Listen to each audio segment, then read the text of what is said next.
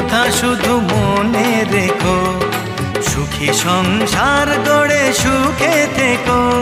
এ ঘর দুয়ার সব শূন্য করে যেতে হবে তোমাকে স্বামীর ঘরে। সাত মাকে